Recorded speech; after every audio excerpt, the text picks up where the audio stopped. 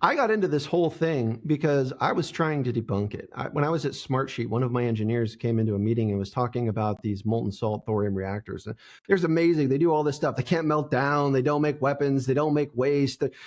Cheap thorium's almost free. It's amazing. The unicorns are going to explode into the universe. It's amazing.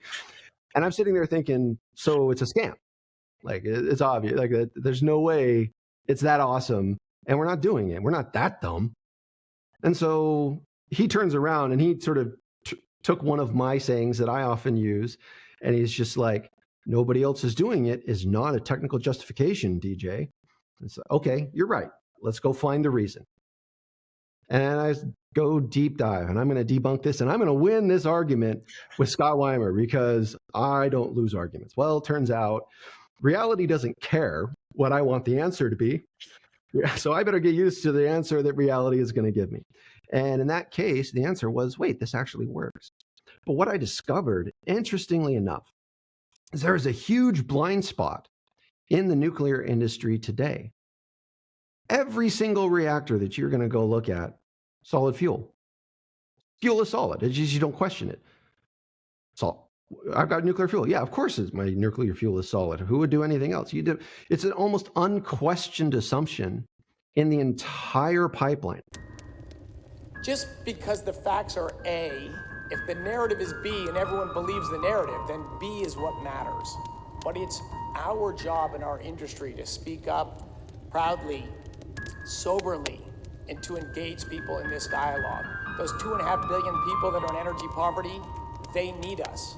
America cannot meet this threat alone. If there is a single country, of course, the world cannot meet it without America, that is willing to we're going to need you, the next generation, to finish the overhaul job. nuclear regulation We need scientists to design new and fuels. focus on net public We benefit need engineers to invent new technologies. We over absurd levels of radiation need protection, entrepreneurs to sell those then technologies. we will march towards this. We need workers to operate assembly lines that hum with high-tech, zero-carbon We have components. unlimited prosperity for all humans. We need diplomats and businessmen and women and Peace Corps volunteers to help developing nations skip past the dirty phase of development and transition to sustainable sources of energy. In other words, we need you. Okay, welcome to another episode of the Fire to Fission podcast, where we talk about energy-dense fuels and how they can better human lives. Today, we're going to talk about a super energy-dense fuel, a nuclear fuel, sometimes a little different from one that we're typically used to talking about. My guest today is DJ Hanson, Chief Operating Officer of Flibe Energy. DJ, how you doing? I'm doing great. How are you doing today, Mark? I'm very excited to chat with you. It's going to be a great conversation. DJ, why don't you give a 30 to 60 second background on your role at Flibe real quick, just so people are oriented about who you are, what you do there, and then, I mean, Chief Operating Officer is pretty obvious in my mind, but that role kind of can be different at different companies. So, and then after that, we'll dive into your background and talk about how you got there before talking about what you do at Flibe. That sounds great. Yeah, Chief Operations Officer for Flibe. It's a company whose founder is a former NASA engineer. So Chief Operations Officer is the short version. Everything that isn't engineering sort of falls underneath my purview. So that's anything from business development to sales cycles to finance, accounts payable. I don't do legal, so I let the professionals handle that piece of it. Key detail. Lucky you. Exactly. Awesome. Well, but before Flibe, where were you at? Where'd you get your start? Oh, yeah. So I did a short little stint of 11 years at Amazon.com. You may have heard of them. That was back in the Small day. company. Yeah. Yeah, but when they were small and still hungry and scrappy, not the behemoth that they are today. And then I did 6 years at a then startup. Now they're a publicly traded company called Smartsheet.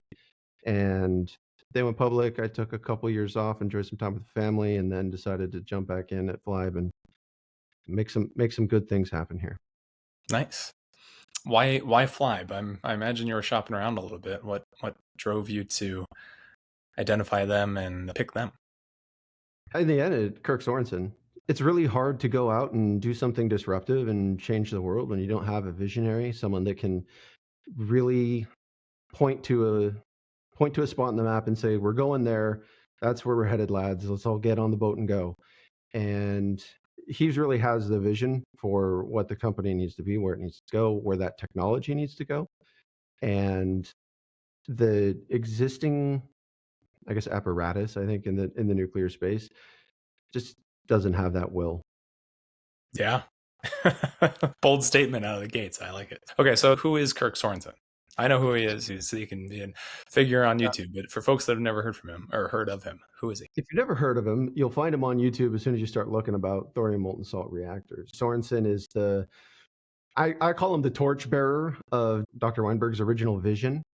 He's the one that rediscovered this sort of technology train that was sitting in a closet in Oak Ridge in the early part of the millennium, was really the evangelist that started the whole movement going, understood deeply the history of what happened, when it happened, the whole sort of nuclear arc of going from a weapons program to an energy program, policy side of things. He's an amazing evangelist. He's an amazing visionary. He's a highly qualified engineer, and he's the one that I think is going to be able to put together a technology package that we can go change the world with. He is excellent speaker. He's got great vision, great background, and he really does understand the depth of the technology and he has his eye on the whole ball, so to speak, in the stack. It's a pretty big space, so you need to have someone that can zoom out and zoom in pretty rapidly to be able to cope with it.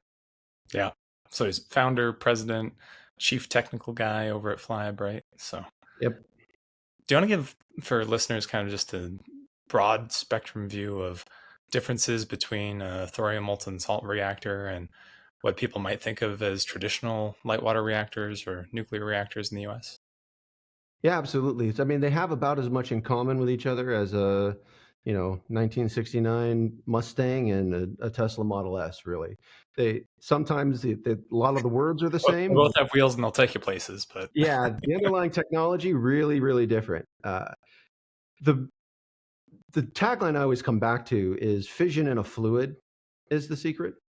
And that's really the key fundamental difference between Lifter, which is the reactor that's our broad vision for the world, and today's reactors today. Today's reactors are all solid fuel. The thing where the fission has happened, it's basically frozen and inside this metal cladding. Ours is melted and in solution in a salt. And that's really the huge primary difference that enables. It's such an early phase decision in the technology path, but it has huge consequences everywhere we go. And that's the biggest difference between the nuclear that you see today and the nuclear that we're talking about. The nuclear that we're talking about, it's not having a constant argument with physics. It's working with physics. It is secured by physics. It's made safe by physics. And it's so efficient relative to everything else that you see out there. Today's nuclear reactors, they're great. They work. They're safe. They're clean. But they are so underperforming relative to their potential. And it makes sense a little bit. They're not competing with something that is in their league. I mean, this is, Max Scherzer playing with little leaguers. He doesn't have to really try that hard. yeah. I think a lot of members of the public, if you ask them to identify what nuclear fuel looks like, they wouldn't even know that. I mean, the uranium that is used in light water reactors is actually a solid, right? Yeah, I mean, the broad public perception of nuclear energy is the hyperbolic cooling towers and green glowy things from cartoons, which, like most things that have been dramatized, it makes sense that you got to get something that plays on screen. You got to get something that's iconic, that's evocative, but it's not necessarily reflective of reality. Yeah. Okay, so why go this route? Well, let's ask, why did the industry adopt solid fuels and light water reactors and uranium as a fuel instead of thorium and liquid fuels? Well, it's interesting. Lifter actually uses uranium as a fuel. It's just that's not, if you say fuel is in the thing that is being consumed, that's thorium. But if you're saying fuel is in the place where the thing is doing the fission, that's uranium. So it was first along the line. The technology was about 10-year head start. But if you ask my opinion on that, it was because it was originally built for wartime. The first nuclear reactor for power was for Nautilus, and it was a submarine that was designed to be a warship. And the thing about warships is they tend to get into wars, and that means they get shot at and there's explosions. And generally, you're going to want a fuel that is going to be very robust, very safe, and if it sinks to the bottom of the ocean, is not going to let out all of the fission products. So it makes a lot of sense in that design that you would go with something that is very strong, very resilient, but not necessarily very efficient, because you don't need high efficiency from a nuclear reactor to power a submarine forever. You need robustness, and that's what they've got.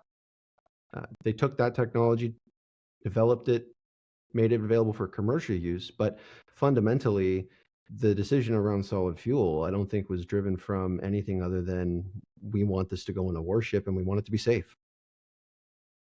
Got it. But conversely, liquid fuel is not necessarily unsafe, right?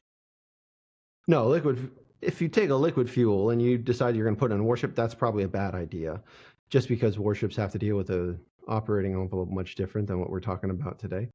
But a liquid fuel is actually, in a commercial application, far, far, far safer because it's mobile. You can do things with it that you just can't do with a solid fuel. The primary safety thing for me is that it can flow. And because it can flow and it can move, you can build a reactor such that the primary safety mechanism for your reactor is gravity. And as a safety mechanism, that's the one I can point to that I can say really does have 100% uptime. If gravity is going to be Gravity pointing is the always same on. direction, gravity's always on, and it generally is pointing the same direction. So you can make some pretty strong assumptions and you can make some pretty strong safety designs utilizing that as your primary mechanism to get the fuel, get all of those fission products into a place where they're going to be safe by default. Awesome. Real high level, DJ, how's this work? How does a molten salt reactor work? Molten salt reactor, we say molten salt. Most people look at table salt or whatever, and they're just, white crystals that they see, and they don't really look at that and say, oh, that's frozen salt. It's just cold enough that it's solid. In the end, a molten salt is just something that gotten hot enough that it's a liquid. And when it's a liquid, two really cool things happen. One, it stays a liquid for a really, really, really broad range of temperatures. Water will stay a liquid at standard pressure from 32 degrees up to about 212 is where it starts boiling. Salts will stay liquid from anywhere from 400, 500 degrees when they melt, all many thousand degrees. And because of that higher temperature, you're able to get much better efficiency out of the system when you're trying to extract power from it. Fundamentally, the higher you can get the temperature at the inlet and the lower you can get the temperature at the outlet, the better your overall thermal efficiency is going to be in any kind of power system. That's just physics. So you've got hot liquid or hot liquid salt that then you would transfer heat from that to a power fluid. You would get water hot then and then spin a turbine, or any other power fluid that you could spin a turbine with? Yeah, you could do water. You can make water hot. Water, the temperatures that we operate at are around 600 degrees Celsius. Water doesn't like staying water at that temperature, it goes to steam. And you don't get really great efficiency out of steam at that temperature. You end up wanting to use sort of a different working fluid. Our design is going to be leveraging supercritical CO2 in a closed loop. So we expect we'll have thermal efficiencies 40s better. It's a really, really good mechanism to be able to make sure that two things are true. You don't end up with water in your system. Oxygen does weird things in chemistry. And the second thing is that system, because it's a closed loop system, you can, recycle it and keeps it going. And the outlet and pressures are high enough that you get really, really good. You get way more bang for your buck, so to speak. Got it. And how big are some of these systems going to be? You guys want to create power with these, I imagine, and power plants, but maybe even combined heat and power. Do you have an ideal target first of a kind size? Yeah, somewhere in the neighborhood of a 20 megawatts electric, or anywhere up to something with the e to the 2, so to speak, as in the order of magnitude. We could do 30, we could do 50. It really ends up depending what the customer tells us they want. But we think that there's a really good market space around 20 megawatt electric up to about 30 megawatt electric. There's a lot of applications that could leverage that space. When we start going real big and we want to do utility level replacement kind of grid level stuff, we're going to about a gigawatt thermal unit up, somewhere in that range, pulling out 300 megawatts electric as you go. And those units, surprisingly not big. Because we're not using water, we don't have to worry about it flashing to steam. We don't have to worry about keeping it under pressure. Really simplifies the system, keeps it small, keeps it compact. We could fit the whole thing readily in 10,000 square foot, 20,000 square foot of facility. And then, for the actual envelope itself, 5 acres. And at that point, we're not even worried about room at 5 acres. It's just, we've got more space than we would need. Awesome. So your design can fit in as small as what some people qualify as the microreactor space. I mean, 20 megawatts might be a little bit on the large sides of microreactors, but then certainly in what people are conceptualizing for SMRs, right, up to 300 megawatts. Yeah, I mean, if we were really trying to solve for compactness, I don't have any real difficulty believing that we would be able to get it in 3-4 shipping containers. Wow, that's awesome. Yeah, it's surprisingly compact when you've got that sort of density in the fluid, in the fuel, and then you don't have to argue with trying to figure out where all the coolants are going to be. You don't have to have a gigantic pile of active safety mechanisms. It's surprisingly how small. The largest real component of the overall system is going to be the off gas system that is going to be dealing with the xenon and the krypton that's going to be coming out of the fission products. That's really the largest volumetric term in the design. It really isn't the reactor itself. I see. And how many people do you envision, will it take to operate some of these systems or one of these plants? Well, how far down the road are you talking? 50 years, 40, or it's a lot different number than, reactor number 1. In the end, these things are pretty passively operated. They're walk-away safe. One of the great things about, again, fission in a fluid is the secret. Because it's in a fluid, it has what the engineers call a negative temperature coefficient. And what that really means is that when I pull a lot of energy out of the system, the salt cools, it gets more dense, which means I get more fuel in the core, which means that more power happens. So it gets hotter, and then it gets less dense. And so there's less fuel and there's less power. If you stop pulling energy off of it, it's going to get hot and the fuel is going to expand again, and then it's going to have less power. So the reactor really sort of naturally follows whatever load you decide to put on it. It's extremely well behaved. And because you don't have to tamp down all of this excess reactivity that you have in today's light water reactors, you really don't have to have this gigantic system of controls and checks and balances to keep the thing where you want it. I could go into the xenon transient, but I don't know necessarily if that's going to be might be a little deep. We want to go into the tech side of it. But in the end, because it's liquid and we don't have all of these problems from a solid fuel coming to us, huge amounts of the system design are just obviated because they're just not necessary. And it's just so well behaved. If everyone in the world were to just disappear, the reactor would get a little warm and then turn itself off and just wait for somebody to come back and decide that they needed to turn it back on again. Wow. Operating it, we expect, would be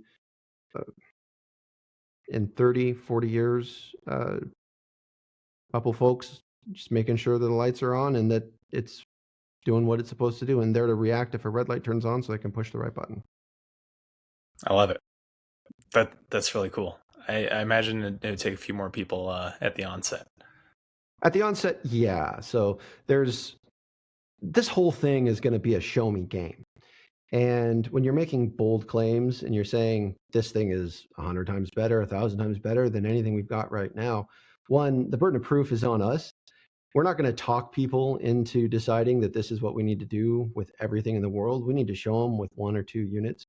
And with those 1 or 2 units, we need to be playing by the rules and making sure that even though it doesn't make sense in our system, that we're doing the things that nuclear reactors need to do as a overall class of power generating systems.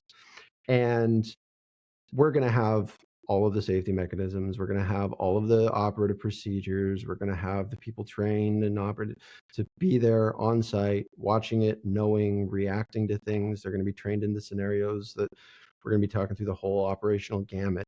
So yeah, it's going to be comparable to a nuclear reactor plant that you would see today.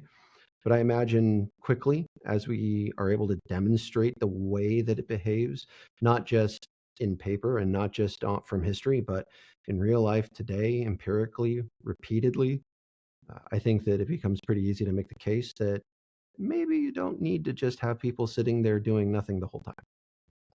I agree. That's a terrible job, right? Like, I hate sitting around just doing nothing. It's terrible. Why Flibe? What is that? Is that an acronym for something? Yeah, Flibe is actually the name of the salt that is going to be for Lifter. It's a lithium fluoride salt. That's the other interesting thing about salt, is what most people call salt is very different from what chemists consider salt.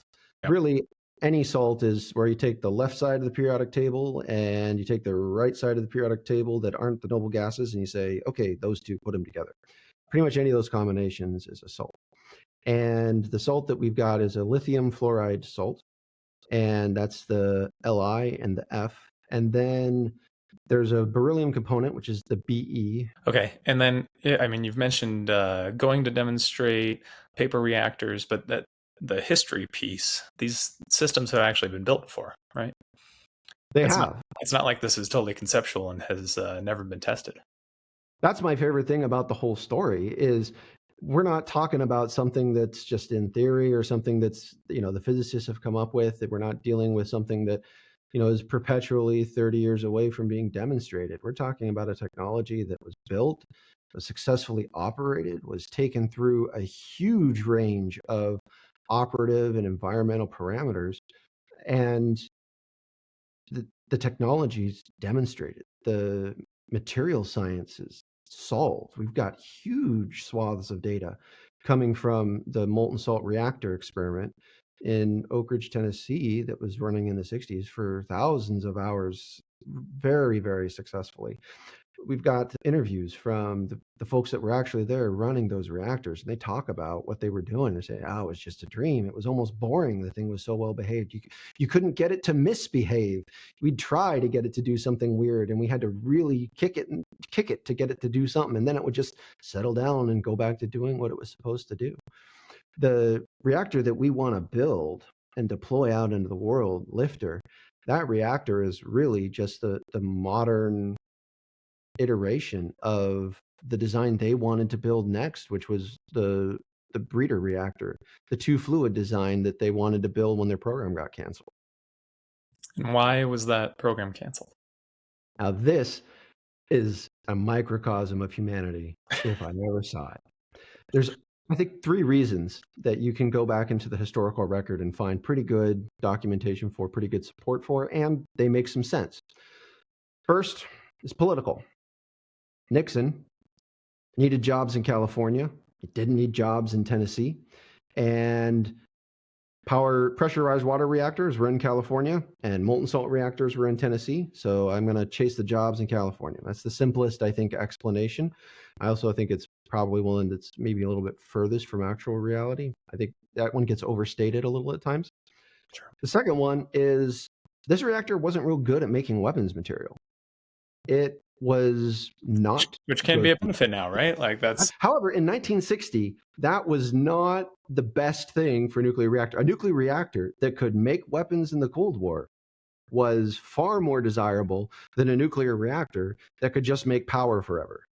It wasn't really understood how influential the energy economy was going to be in a post-Cold War era. They had their minds so fixated on the boogeyman they had built for themselves that they just had to chase it, and they had to chase it, and they had to chase it. And molten salt reactors, they're not good for making weapons material. Then the third one, this one is the one that you have to sort of dig into the history. But the man that was responsible for this whole vision, Dr. Alvin Weinberg, man was a genius, brilliant visionary. And the molten salt reactor and the thorium fuel cycle is what he wanted to see happen for humanity. That was the legacy that he wanted to leave for humanity. And they wanted, when I say they, I mean the management at the Atomic Energy Commission at the time, wanted Dr. Weinberg's brain thinking about their sodium reactors that they were using to make weapons material.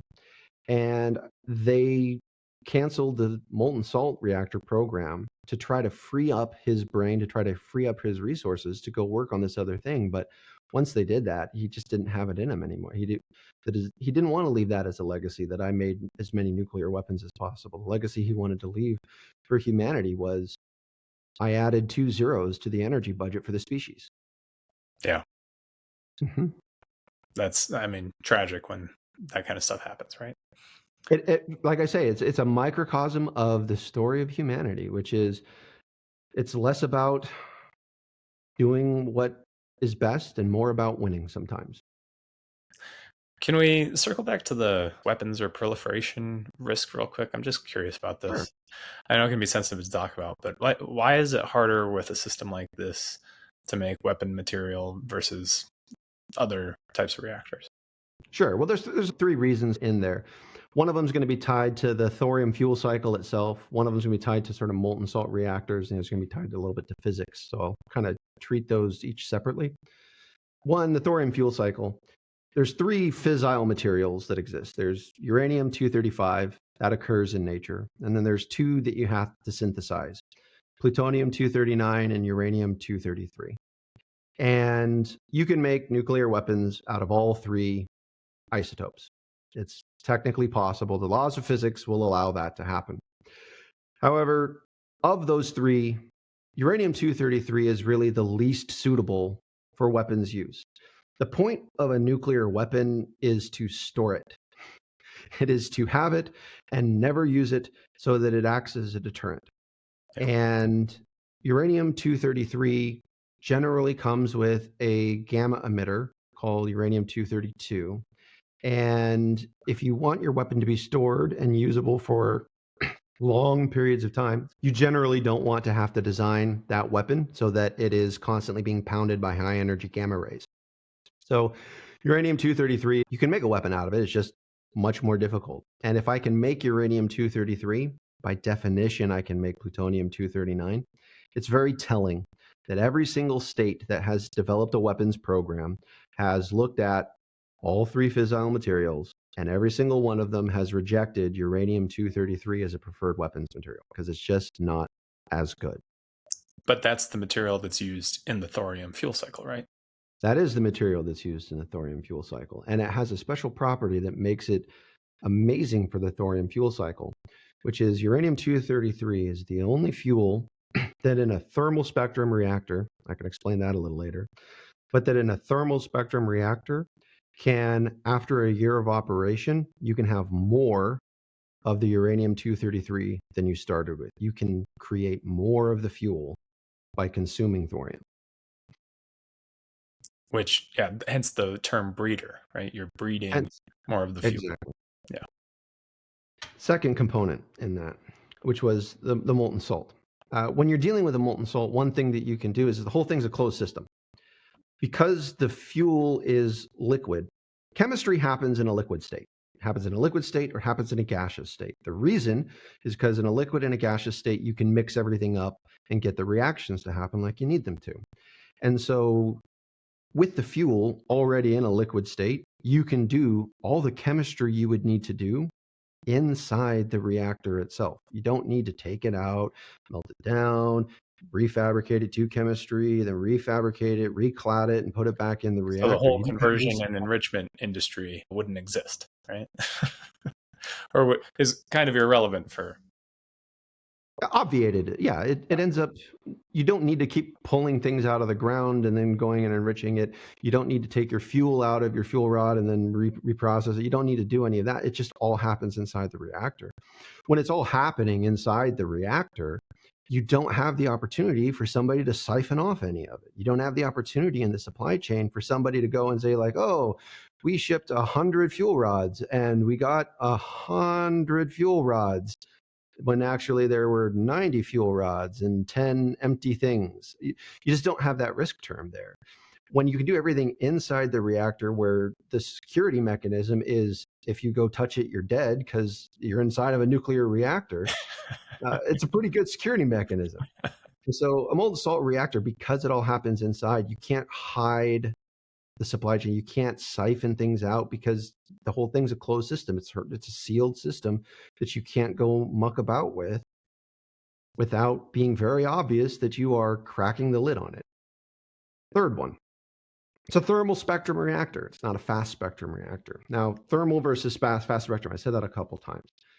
When you have a neutron, that neutron is going with some amount of speed. And the more speed it has, you say the more energy it has. It's faster. It's a fast neutron. The more energy that neutron has, if it does interact with something, it's going to do a lot more. Good analogy is like if you've ever been at a pool table and you do a break. If I can hit that cue ball really hard, there's a lot of stuff that's going to happen on the table. If I hit it not quite as hard, because maybe I'm not great at pool, not from personal experience, I would say, but miscue something, you just barely tap it, only a little bit of stuff is going to happen on that table. In a fast spectrum reactor, because that neutron is so energetic, you can get a huge amount of extra neutrons coming out of a fission reaction. And that huge amount of extra neutrons you can use to breed additional fuel, to create additional fuel. In a thermal spectrum reactor, you don't have nearly that neutron budget. Just to give you an idea, on average in a fast spectrum reactor, you can expect a fission reaction to produce anywhere from 3 to 7 potentially neutrons per interaction.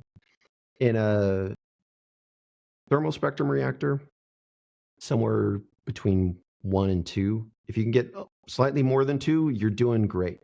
And in order to have a breeder, you have to have better than 2, because I need 1 neutron to make more fission happen, and then I need another neutron to go replace the fuel that I just fissioned.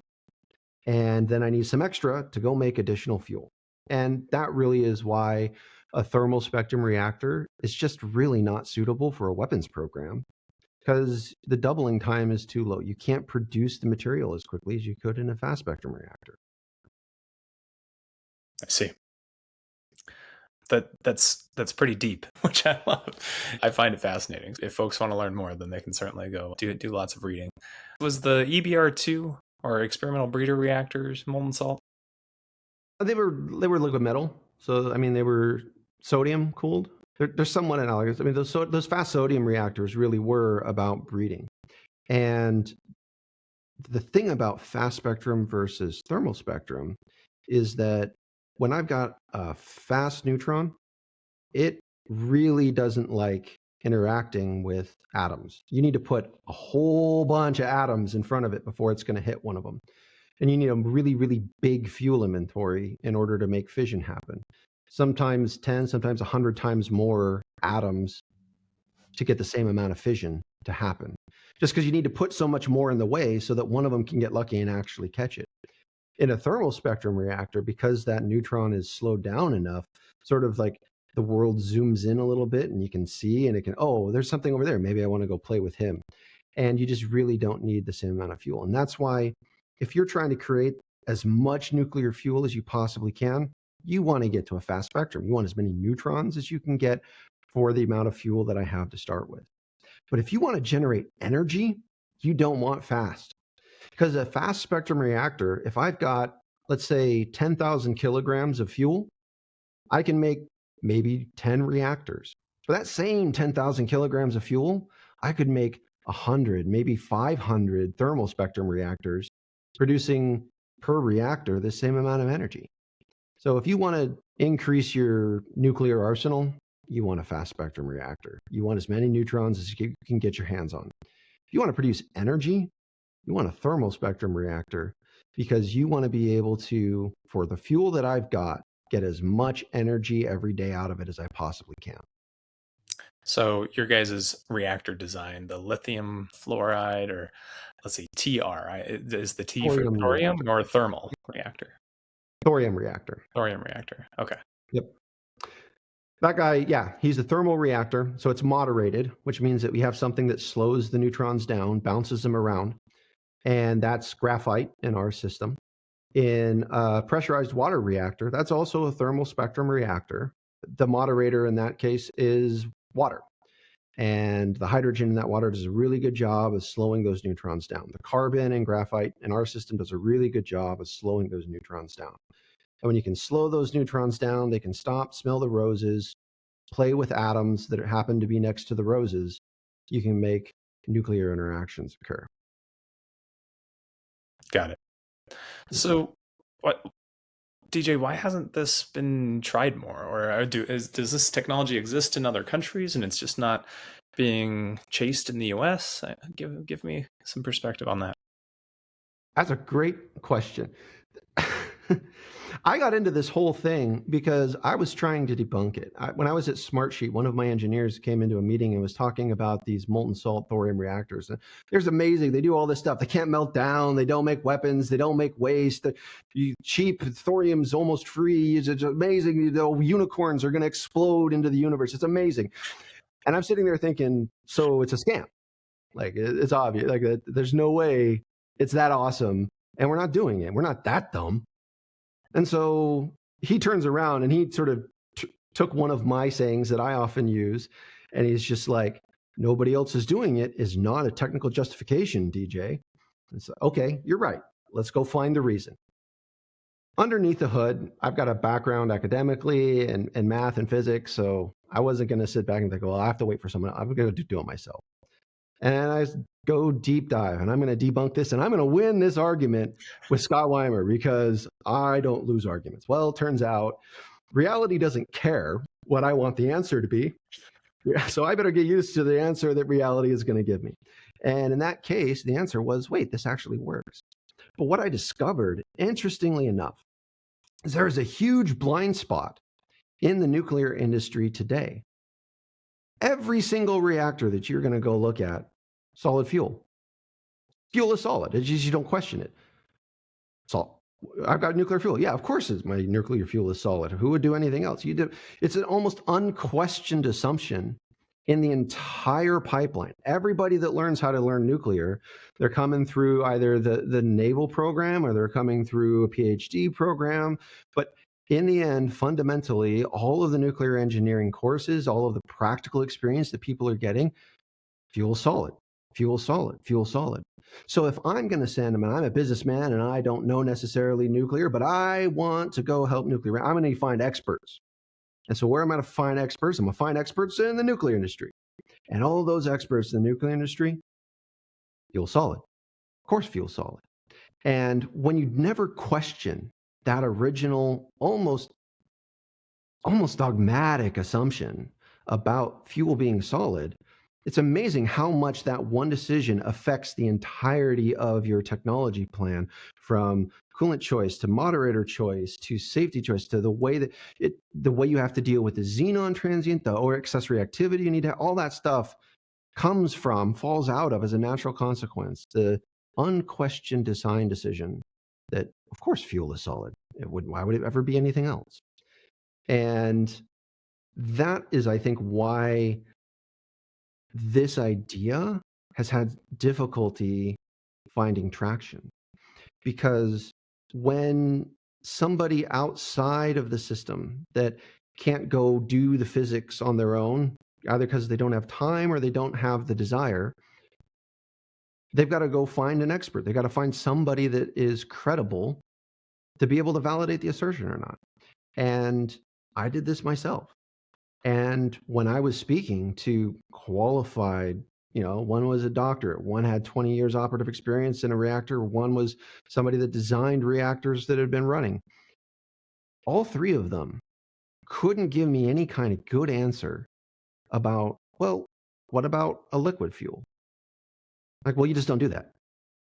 Nobody does that. There's no technology for it. There's no industry for it. I'm like, well, of course there's no, because no one's done it yet. But as soon as someone does do it, it's going to make sense. We're seeing a very similar kind of transaction happen inside of the automotive space right now. There's the underlying physics of an electric vehicle have been around since before Ford started making Model T. Pre-combustion engines, right? Pre-combustion engine, exactly. But you're not going to get an industry that the whole economic advantage they have is the development of internal combustion engines and drivetrains to suddenly turn around and undercut their position. You need someone that's a disruptor. And you need someone that's a disruptor that's not going to try to compromise and play with the automotive industry's, I guess you would say, conventions. Yeah. You need somebody that's going to go and say, let's do what makes the most sense for an electric vehicle. Let's not try to make a combustion engine do electric things. Let's make an electric vehicle. Let's not compromise on it. That's what Tesla did. And they've been hugely successful. And now that they sort of they got that show me game out of the way, they were able to demonstrate, hey, you can make great cars out of these. I have a Tesla. I have a Tesla not because I think it has great environmental characteristics. I have a Tesla because that thing makes torque like nobody's business. And I love torque and going fast. I wasn't concerned with the environmental question. I was concerned, does it go fast? And boy, does it go fast. And when you can show people that, all of a sudden, it changes the game. Yeah. Fundamentally.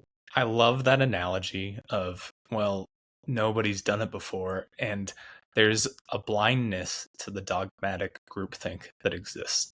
I'll pick on the oil and gas industry because people that listen to this podcast know that that's my background, my career. But horizontal wells in shales, everyone knew that the shale had a bunch of oil in it. And people said, well, yeah, maybe you could get that out somehow, someday. And everyone else just sat on top of it. And there's been millions, hundreds of millions of barrels of oil that have been produced in the US, actually probably over billions, that people just looked over and looked past because they said, oh, you can't get oil out of shale, right? And so I see that parallel in the nuclear industry, and I couldn't agree with you more that there is some dogmatic thinking that, well, we just don't do it that way, which I think is ideal for new entrepreneurs and new companies and entrants like yourself and you guys to come in and say, what if we did do it that way? Exactly. The thing that my team always said that I instilled in them is something I brought with me from Amazon. And it's this idea that if you want to do something either that sounds insane and that nobody else is doing, you can't say, well, nobody else is doing that, so that's why we're not going to do it. That's not a technical justification. In the same way, you can't just say, well, why are we doing this thing? Well, that's what everybody does. That's just best practices. So that's what you do. And I sort of codified it. I took inspiration from Ed Dykstra, one of the giants in the software field. And he had a statement that was go to considered harmful. And I sort of rephrased it and said, best practices considered harmful. And that's not saying that best practices are bad. It's saying doing things because it's a best practice is bad. Because in the end, if it's a best practice, it's probably a good idea. You can probably defend doing that thing on the merits of the thing. You don't need to rely on somebody else. You don't need to outsource your cognition to somebody else to say, well, what's the best thing for me to do? Well, great. Why? Well, because that's the best thing. That circular reasoning doesn't work. And in the same space, I think it's really easy to sort of come down, have an established playbook, know what to do. Hey, these are the things we can do, but it takes risk. It introduces cost to really go in and think and justify everything on the merits instead of just saying, well, let's just do the best practice. Best practices are great. And it's like, no. Often the practices are awesome. And yes, you want to do them. But if you're doing them just because they're best practices, all you're doing is telling me you don't like to think. Yeah. Fascinating. So I think this aversion to the technology is prevalent, not just in utilities or incumbents in the industry, but also in some areas of government. I mean, I've been on WebEx calls where they're talking about advanced reactors and with the Department of Energy. And, they say thorium's not an option here. We don't want to hear about thorium or any molten salt reactors. I mean, does this kind of, I'll say, aversion to the technology infiltrate DOE also? And if so, why? Well, nobody's the villain in their own story. Yeah. And I don't think that DOE is waking up every morning saying, how can I make sure thorium doesn't happen? We don't want thorium. Thorium, no. We just want to win. I don't think any of that's happening. I think it comes again down to the underlying fundamental belief about solid fuel. if fuel is solid, then it makes sense that you would be somewhat averse and concerned about chemistry. And the word they use for it is reprocessing, where I've got a solid fuel and a bunch of stuff happens. And then if I keep using the fuel, it's going to crack and break, and it's not going to, the bad thing will be. So we don't want the bad thing to be. So once the fuel gets about 0.5% or 1.5% or 3% through its total potential, it's like, oh, you got to stop using it. And I got the solid fuel rod. Okay, shall we chemistry? And the only way that you can get more value out of that is if you break it down, melt it, do a bunch of chemistry, reprocess the fuel. And when you do that, you're introducing, you really are introducing a lot of risk. You're moving that stuff around to a chemical processing facility. You got to take it to the reprocess facility. You got to pull it out. You got to do all the chemistry. You got to take it into all these different forms. You have to have accountability for all of that material. I'm not going to undersell one thing. Fissile material is a material of consequences. There are consequences when you're dealing with the uranium. There are consequences when you are dealing with the plutonium. This isn't trivial stuff. You need to respect it. And if you're going to be moving it around, doing all this chemistry, it does make sense that from the DOE's perspective, that there would be somewhere on the wall written, "Thou shalt not chemistry." Because in a solid fuel world, chemistry is a little dangerous, because you have all of that supply chain risk. You have all of this different systems. You have to keep doing all these transition states. You've got to go from an oxide to a fluoride so you can do the... Well, but the risks are, number one, proliferation risk of the fissile material to fall into bad actor hands, right? Yep. And then number two, exposure to any of the fission products that are radioactive, and they're radioactive at levels that, if unshielded and if they get exposed to people, then they can hurt people. I think the realistic risk of how dangerous fission products from nuclear reactors is far overblown. We are way too protective of it, but that's perhaps a conversation for the next podcast. But those are the two risks that, they're trying to protect against. And if you move this stuff around, then then you introduce those risks, right? Yeah, it does make sense. And the thorium, the thorium fuel cycle, you could do in a solid fuel reactor. It just wouldn't be it would be frustrating, because the whole value of the thorium fuel cycle, the thing that makes the thorium fuel cycle awesome, is the fact that you can close it off. But in order to close it off, thou shalt chemistry. You have to do chemistry when you're doing the thorium fuel cycle. I love this phrase, DJ. I'm gonna steal it. Thou shalt chemistry. And if that you're going to be introducing all that risk, it's a problem. In a molten salt reactor, thorium fuel cycle, the two terms almost end up synonymous because they go together so well. And if you can do all that chemistry in liquid state in the reactor where it already exists, where it's already protected, hermetically sealed, the whole thing is happening in solid state. There's no need you don't have it, can't go anywhere, can't leave the reactor. All the chemistry can happen the way it's supposed. Reactor is a term we stole from chemistry. It's where everything's happening in these things, right? Like exactly. Like a chemistry happens in a reactor. That's the point. And so keep it inside the reactor. But in order to do that, your fuel has to be liquid. Fission in a fluid is the secret. So I don't think DOE's posture or position is disingenuous. I don't even think that it's one I disagree with if fuel is solid. But as soon as you can break that one underlying assumption and get to a liquid fuel, oh man, can you do some fun things. Are there any downsides to this? Like, I mean, if the fuel's liquid, can it evaporate? Can the radionuclides or the fission products evaporate? I guess that's the xenon system that you were talking about earlier. Like, how do you handle any vapors that come off? And I mean, I'll just background this to make sure that I'm understanding it correctly. Yeah. When you fission stuff, new elements are formed, literally new atoms, and some of those can be in a gaseous state, and they can come out of your liquid fuel in a gaseous state. And so you have to have a engineered mechanical system that captures them, which, I mean, from the oil and gas space, we understand how to do that extremely well, right? We capture vapors on tanks all the time. Oh yeah. So it's not hard. Yeah. You open the door and walk through it. The xenon transient is a thing. It is We said we Xenon might come back to this. 135. You said it was too deep, but I like it. Let's dive down. Let's Yeah. go into it. Xenon 135 is the Johnny Bench of neutron interactions. That thing goes and finds every neutron it can find, and it just eats them up. It just consumes neutrons like nobody's business. I guess I know what. Yeah, I know what Xenon 135 is, but I don't know what Johnny Bench is. So you got me. Oh, I'm sorry, I'm throwing my age. Johnny Bench is an old catcher, so he was a really good catcher. Nothing got by him. He was fantastic. He had great range. Maybe I should say Mike Piazza. Maybe that's more modern. Because it eats all of those neutrons so aggressively, neutrons you need for the rest of your fission to happen. If you don't have enough neutrons, you don't have a reactor that's sustaining. So you have to deal with it. The way that today's reactors deal with it is they basically have 1,000 horsepower that the xenon is a big e-brake on, so they get 100 horsepower out of it. They have all of this excess reactivity, like a dog on a leash that really wants to run, and the xenon is just holding it back. And you need to make the dog strong enough that it can pull the xenon along. In our reactor, it just bubbles out.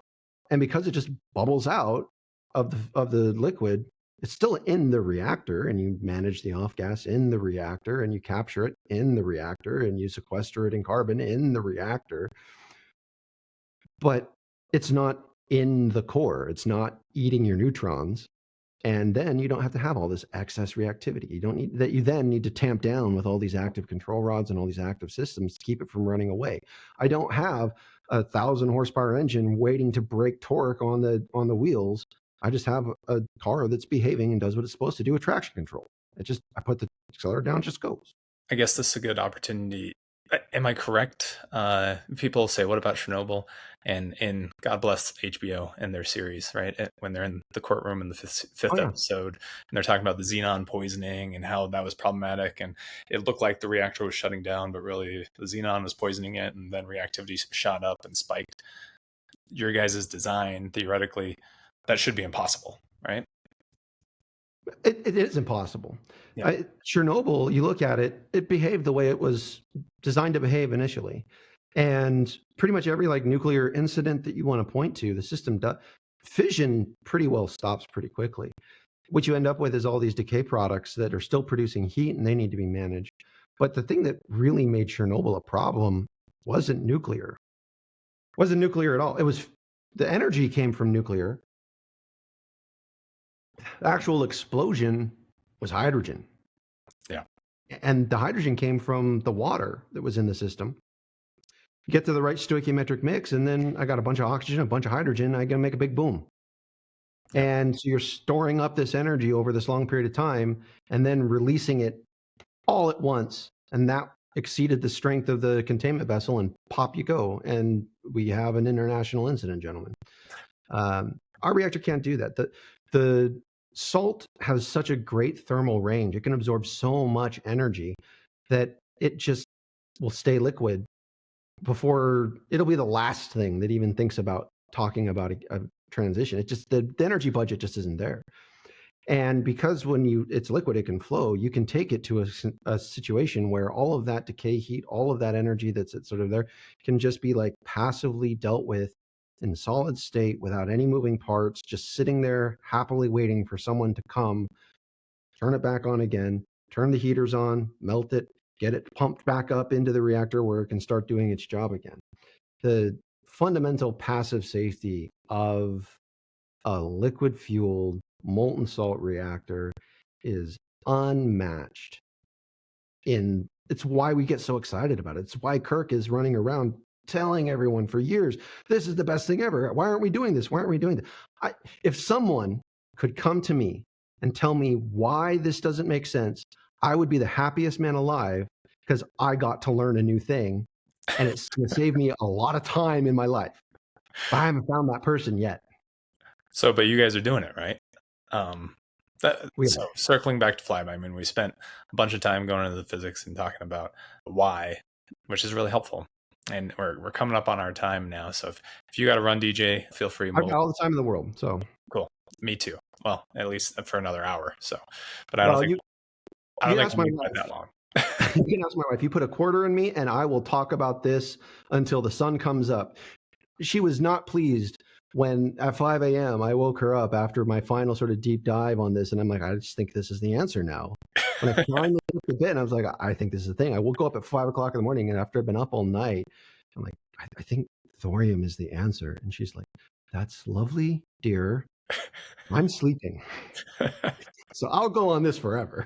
I love it. Okay. Well, let's circle back to Flibe. Where are you guys at in the process? Give us a little bit more color into kind of the company and the strategy and what you guys are working on, projects. I mean, we talked a lot about the technology, but yeah, you got to actually go and try and build it now, right? So yeah, lifters the thing we want to do. I want to build 50,000 lifters, which is like 30 terawatts of capacity.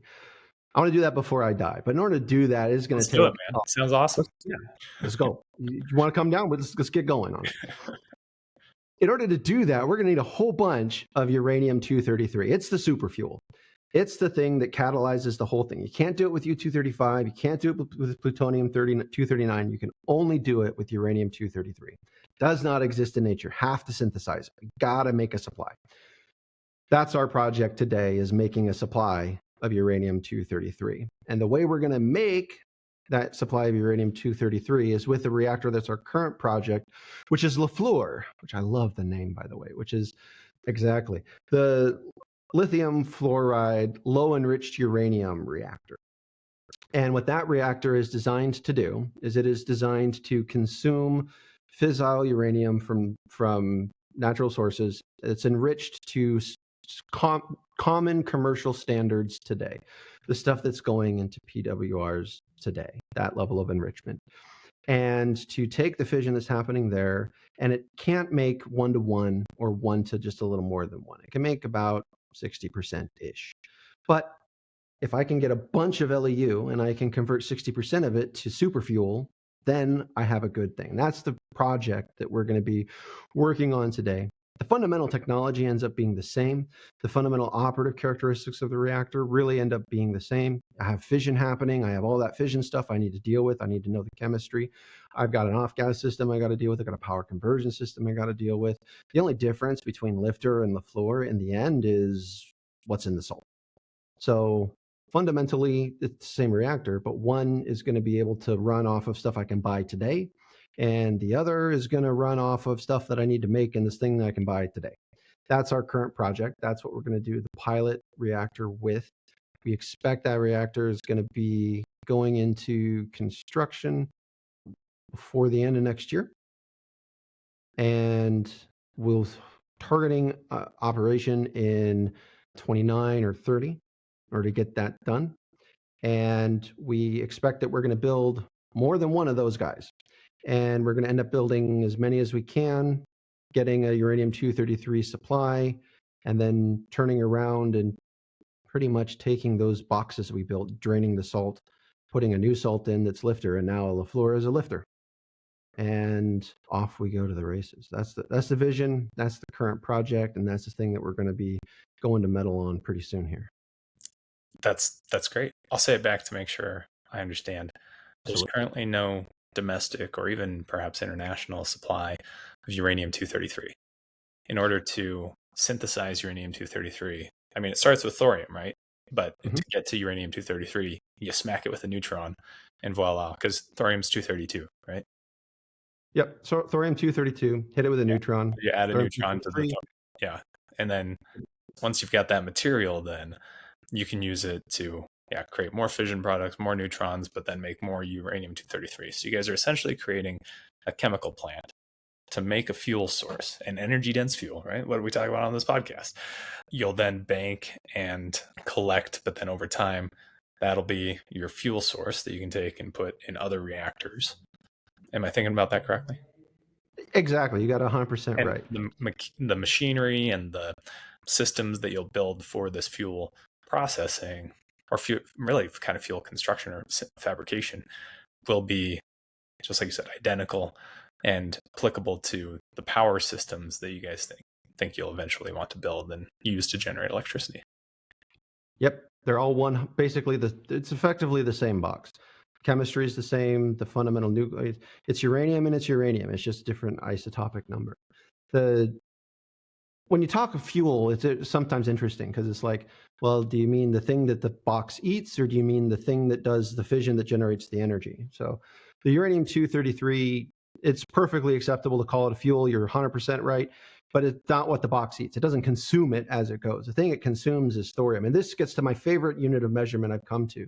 Our lifter design, the one that's going to do the utility generation, that's sort of the gigawatt class reactor, in order to produce 1 year of operation, it will consume 1 cubic me of thorium metal.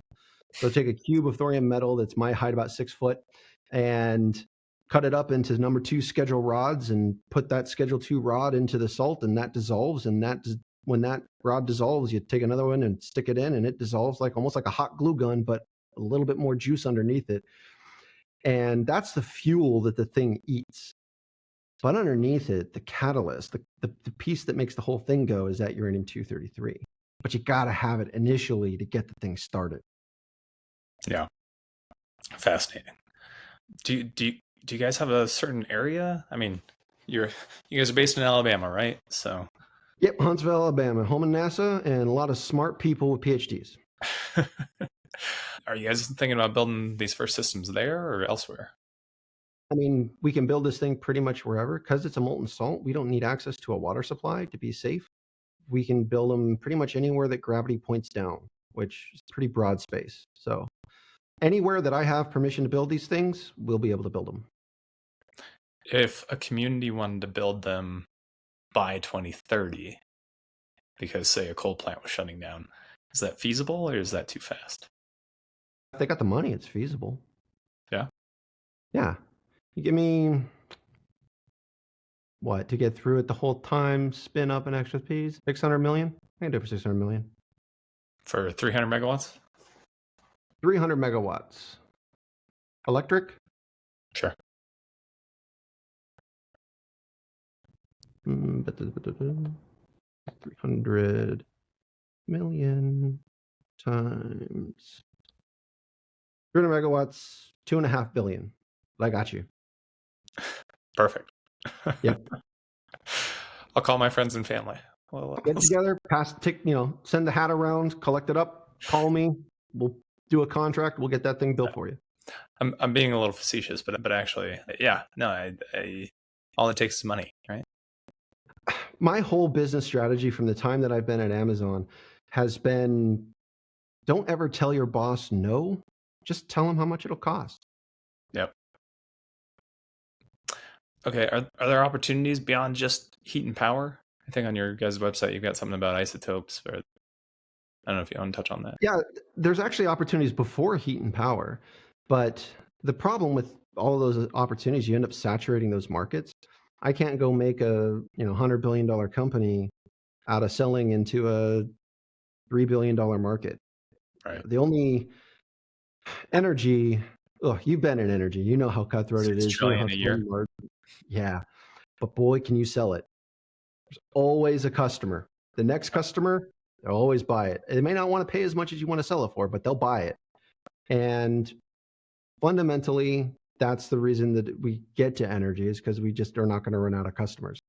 Every other place where we would go or we'd be able to extract economic value from nuclear reactions, because we can do so much more by way of efficiency than anyone else, we end up saturating all those markets almost immediately, because we have just such an excessive production capacity relative to current trends, relative to current ways of doing it. So those opportunities, they'll come, they'll fill up, but then what we really want to do is go make energy. Gotcha. For this first fuel fabrication piece, is that going to take a lot of people? I mean, when you're going to build these systems, is that a lot of jobs at some of those plants, or is that kind of a small skeleton crew?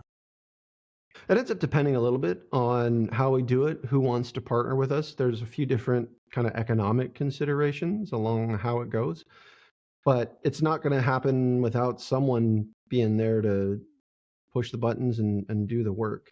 In the end, you have to do what needs to be done, and somebody has to do it, and it's not just going to fall out of the sky for you. So there's definitely jobs, whether or not it's hundreds, thousands, tens of thousands. I mean, in the end, it depends a little bit on who wants to partner and how they want to do it. I'm pretty game to do whatever makes sense in the most part. I don't tend to get too attached to the way I think it might need to happen or the way I think it could happen.